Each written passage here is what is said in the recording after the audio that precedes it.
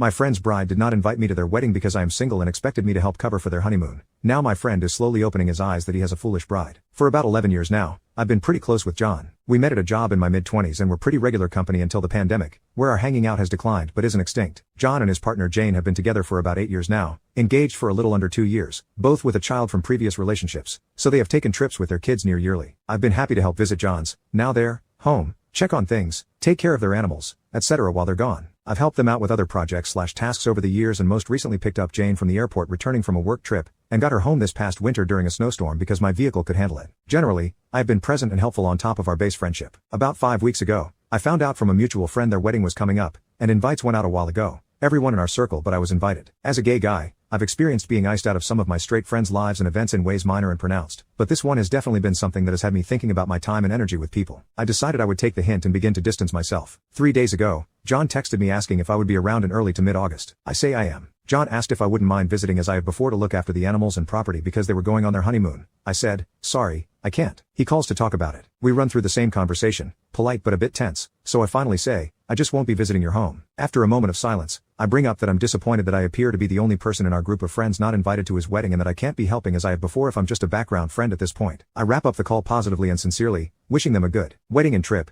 and maybe we can grab drinks soon. Jane reached out 2 days ago, sending follow-up texts saying John is upset about what I said and with her because she made the final calls about friend invites, and that I am taking this the wrong way. There is only so much capacity and that the others in our friend group have partners that took up space. She added that she hoped I'd change my mind and help them out because it would put John's mind at ease. I'm not entitled to the company of others or invitations to anybody's events, but am I wrong for setting my boundaries in response to theirs? I try not to frame my friendships as transactional, but they want something out of me here despite their not inviting me and then avoiding even bringing it up with me until they needed help with covering their honeymoon. Update: yesterday afternoon, a few days after John made the initiating contact that led to this altercation, he reached out by text, telling me the following: I want to take you up on that drink tomorrow if possible, and I want to apologize for my royal fuck-ups in person. I agreed to meet. After we kicked off with a round of shots, John's first line was that he had failed me as a friend in this situation. With non-family invites, Jane seemed very preoccupied with a philosophy of couples over singles at the wedding. He had previously voiced that he felt it was exclusionary and silly. Still, I guess Jane prioritized couples on the first round of friend invites and told John that it would be easier to fit in others after receiving RSVPs. John backed out and says he felt that going along with her initial plan of inviting the rest of our circle, and not me, and had faith the RSVP thing would materialize. She used the bit of space to plug in some more family. John admitted he folded and felt ashamed enough that he could not find a way to tell me. He knew reaching out to me about that favor was a risk but took it anyway because he wanted someone he could trust, and my response was a materialization of everything he feared would happen, and in his words, deservedly so. He told me a wedding should be a gathering of your family and company who have been a part of your lives and who you want to be part of your lives, and I fit that bill to him by any measure. He, trying to paraphrase accurately, said I've done more than most of the people on the guest list for him and his family over their relationship, including helping make memories with trip coverages and helping build their back deck with him to share meals and host events over the last 6 years. He got visibly upset when he said that he couldn't believe Jane even considered holding my single/dating status against me after I got her home safely during a snowstorm earlier this year and that he did not more adamantly confront that bullshit reasoning the instant she voiced it. He is even more pissed at Jane for reaching out to me in the manner she did after my original phone call with him. John acknowledged it would come off as hollow at this point, but after a few exchanges with Jane said there would be no more nonsense, and I would at least get a proper invite and +1 if I wanted, and they would make it work if I even desired it at this point. He said he is not going to try to do panic damage control but will be upfront with our circle. One has already dropped the wedding, and I guess another couple has said something else, by his reporting, like he was with me for his faults because he and Jane deserve the blowback. He needs to earn trust back if it's at all possible. He has also made it Jane's problem to find a friend who can come out 9 days to care for the home and pets. With a smirk, he said she's having difficulty securing it and may likely have to hire help. I told John the first appreciated his owning up to this, and it was good to see the friend I had shine through here. I told him that I have always appreciated his and Jane's friendship, so it hurt when I was excluded and not even addressed. I felt that close enough anyway, and I don't mean to complicate his wedding.